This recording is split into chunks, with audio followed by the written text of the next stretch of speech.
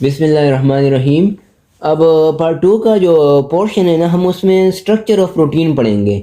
यानी कि प्रोटीन का कौन सा स्ट्रक्चर, जिस तरह हमने कार्बोहाइड्रेट में कुछ स्ट्रक्चर पढ़े थे ना, जो कि हमने लेक्चर अपलोड भी किए हैं, तो उसमें कौन से स्ट्रक्चर थे कि monosaccharide, disaccharide, oligo and poly, जो हमने फुल एक्सप्लेन किया है। अब प्रोटीन में कौन से स्ट्रक्चर है, इसमें एक्चुअली सिंपल सा स्ट्रक्चर है। क्या?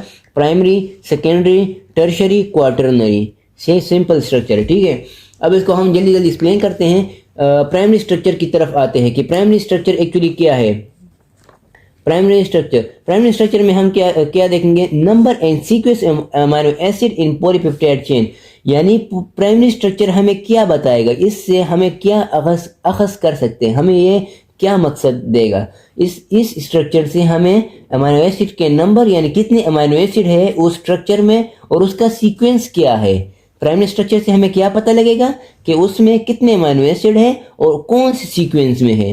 ये हमें कौन से स्ट्रक्चर से पता लगेगा? प्राइमरी स्ट्रक्चर, जो कि सिंपल बेसिक स्ट्रक्चर है। ठीक है, और इसको सबसे पहले किसने डिस्क्राइब किया था? एफ सेंगर। ये कोई एक्स्ट्रा टर्म है, ठीक है। एफ सेंगर जिसने सबसे पहले इसको डिस्क्राइब किया था। अब उसके बाद आया एग्जाम्पल से हम इसको एक्सप्लेन करते हैं कि क्या है। इंसुलिन है। इंसुलिन है ना, इंसुलिन का फंक्शन हमने बताया पार्ट वन में कि इसका क्या फंक्शन था कि ये हमारे पास ब्लड में क्या करेगा? ब्लड में ग्लूकोज लेवल को कम करता है। क्या करता है? ब्लड में ग्लूकोज लेवल को कम करता है। और ये कौन सीक्रेट करता है? ये हमारे पास पेंक्रियास सीक्रेट करता है। इसका एक अलग मैकेनिज्म है जो कि इंशाल्लाह हम आगे एक्सप्लेन कर लेंगे। अच्छा, इंसुलिन जो है ना, ये एक हार्मोन है। मैंने क्या कहा, वो कौन से का हार्मोन था? ग्लोबुलर प्रोटीन हार्मोन था। और इसमें टोटल कितने अमीनो एसिड है? 51। ये याद कर ले एमसीक्यूज के लिए। इंसुलिन में कितने अमीनो एसिड है? 51 अमीनो एसिड है। तो इसमें 2 चेन्स है। अच्छा, 51 अमीनो एसिड एंड 2 चेन्स। एक चेन में 21 अमीनो एसिड, दूसरे चेन में 30 अमीनो एसिड। कितने अमीनो एसिड? 30 amino acid. अच्छा, और इसमें डाइसल्फाइड बॉन्ड, यानी एक चेन दूसरे चेन के साथ किस बॉन्ड के थ्रू अटैच होंगी?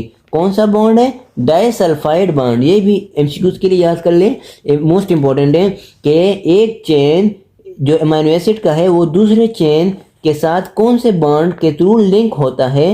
वो कौन सा बॉन्ड है? Disulphide bond. अच्छा, ये भी क्लियर हो गया। उसके बाद आते हैं इंसुलिन में कितने पेप्टाइड बॉन्ड हैं, यानी एक अमीनो एसिड। इसको भी एक्सप्लेन करते हैं यहाँ पे ही कि अगर ये अमीनो एसिड है ना, फॉर एग्जांपल ये वही सी यहाँ पे NH2 कार्बोक्सिलिक एसिड ना, और ये एक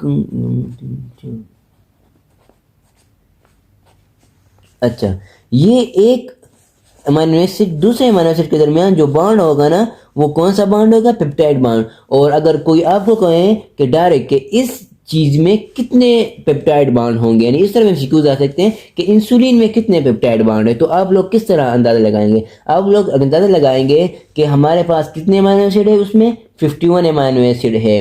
तो हम जाएंगे 51 अमीनो एसिड और फिर उसके बाद 2 चेन्स है। अच्छा, 2 चेन्स है, एक चेन में 21, एक चेन में 30। तो 21 है ना, तो इसमें एक 21 अमीनो एसिड है, तो इसमें एक नंबर कम करके हम उसको पेप्टाइड बॉन्ड बना लेंगे। यानी इसमें कितने पेप्टाइड बॉन्ड है? 20। एक नंबर कम कर लेंगे। और ये 30 अमीनो एसिड है, हम इसमें पेप्टाइड बॉन्ड कितने होंगे? 29, क्योंकि यहाँ पे ये एक जो बॉन्ड है ना, वो हम यहाँ से कम करते हैं।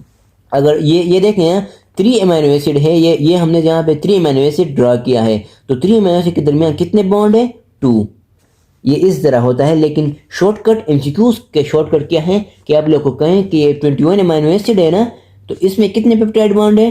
20। एक नंबर कम डायरेक्ट बस करो। और 30 अमीनो एसिड कितने पेप्टाइड बॉन्ड है? 29। अब आते हैं हीमोग्लोबिन की तरफ, जो ये भी इंपॉर्टेंट है। इसमें कितने अमीनो एसिड है? 574 अमीनो एसिड है। अच्छा, कितने? 574। ये भी कौन सा है? ग्लोबुलर प्रोटीन है। अच्छा, और इसका स्ट्रक्चर जो है ना, वो आगे आते हैं और इसमें कितने चेन होंगे? 4 चेन। इसमें कितने चेन होंगे? 4 चेन। और एक चेन दूसरे चेन के साथ कौन से बॉन्ड के थ्रू लिंक होगा? डाइसल्फाइड बॉन्ड की तरफ। अच्छा, इसमें 4 चेन होते हैं, लेकिन 2 अल्फा होते हैं और 2 बीटा होते हैं, ठीक है। 4 चेन होते हैं, 2 अल्फा एंड 2 बीटा। अल्फा में 141 अमीनो एसिड एंड बीटा में 146 अमीनो एसिड। अब आप लोग बताएं कि इस अल्फा में कितने पेप्टाइड बॉन्ड होंगे, ये आप लोग बताएं, ठीक है। और बीटा में कितने पेप्टाइड बॉन्ड होंगे? अच्छा, बिल्कुल सही, अल्फा में 140 और बीटा में 145 हो। तो हम डायरेक्ट यहाँ पे कितने हीमोग्लोबिन में कितने पेप्टाइड बॉन्ड आ गए? 570 पेप्टाइड बॉन्ड। हीमोग्लोबिन में कितने पेप्टाइड बॉन्ड होंगे? 570, ठीक है। और इंसुलिन में कितने पेप्टाइड बॉन्ड होंगे? 49, ठीक है। ये 4 चेन है ना, तो हर एक चेन का हमने पेप्टाइड बॉन्ड इस तरह बिल्कुल सीरीज बनाना है, 140 140 145 145। अब उसके बाद आते हैं, अगर हमारे पास डिफेक्ट आ जाए यानी प्राइमरी स्ट्रक्चर, ये हमारे पास क्यों ज़रूरी है? हम ये इसलिए पढ़ते हैं ना कि हम फिर ये आगे जो डिसऑर्डर आते हैं ना, ये उसमें हमारे पास हेल्प करता है कि आया ये हमने इस डिसऑर्डर को फाइंड करना है कि नहीं करना। जल्दी जल्दी पढ़ते हैं कि कौन सा डिसऑर्डर है। यानी for example sickle cell anaemia. Sickle cell anaemia में क्या होता है एक्चुअली? ये हीमोग्लोबिन का डिसऑर्डर है, ठीक है। किस चीज़ का? हीमोग्लोबिन का। ये हीमोग्लोबिन में जो बीटा चेन है ना, बीटा चेन ये एक बीटा चेन में कितने अमीनो एसिड है? 6 अमीनो एसिड। ये 1, ये 2, ये 3, ये 4, ये 5, ये 6 हो। जो 5 नंबर पे होता है ना अमीनो एसिड, वो ग्लूटामिक एसिड होता है। कौन सा? ग्लूटामिक एसिड हो।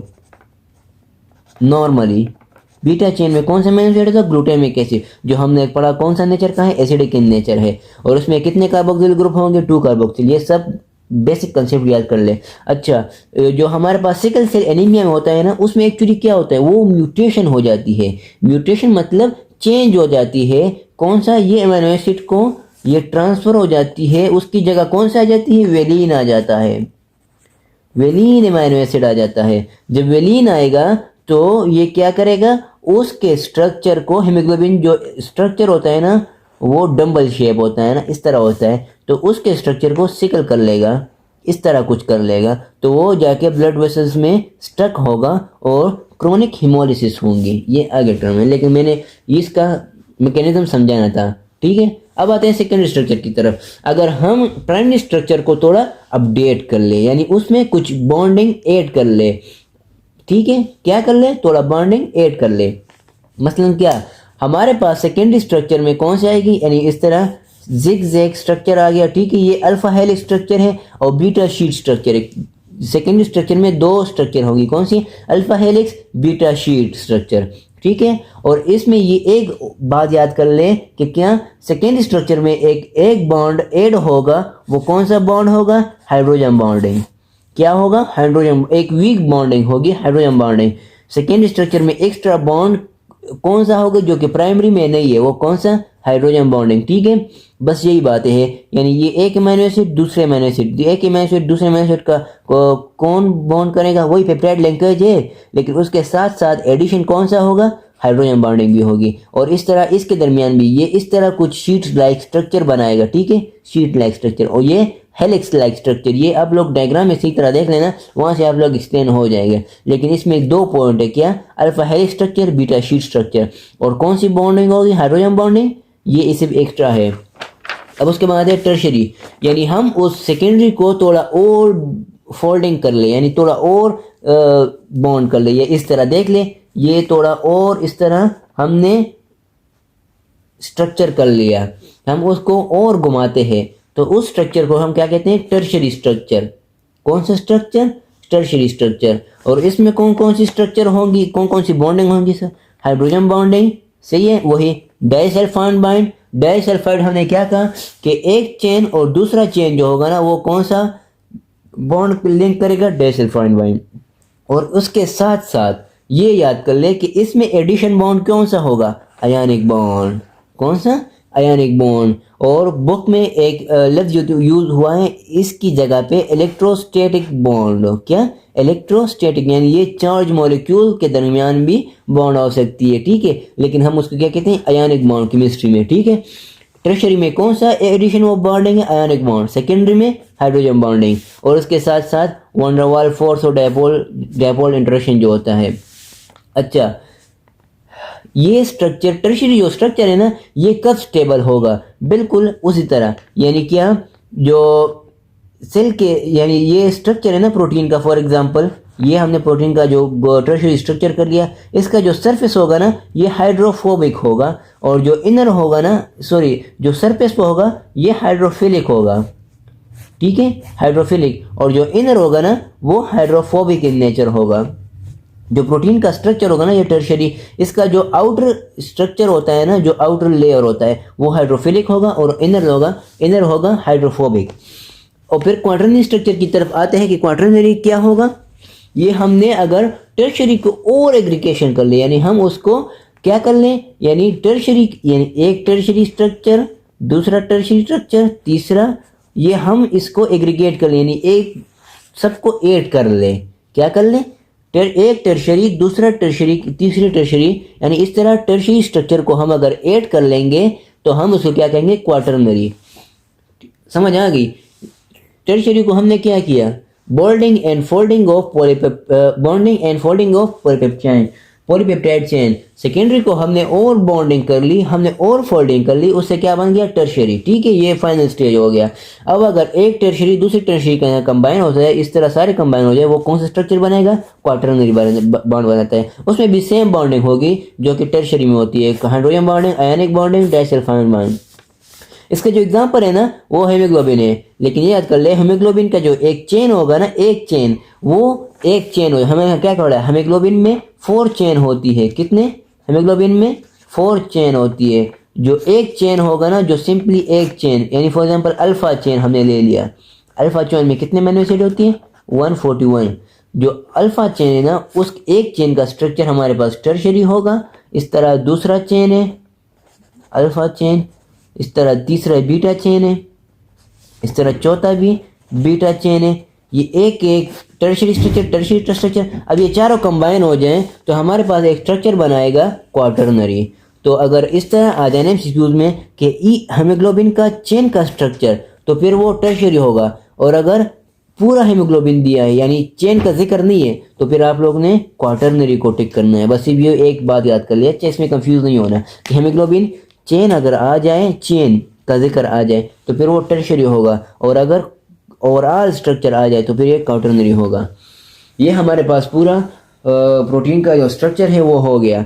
अब उसके अलावा जो फंक्शन है ना वो सिंपली है कि हमारे पास क्या करते हैं, ये हमारे पास मुख्तलिफ फंक्शंस करते हैं बॉडीज़ में।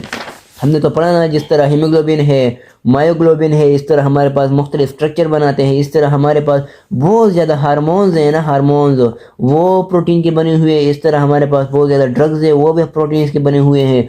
इस तरह बहुत सारे फंक्शन है इसके बॉडीज़ में,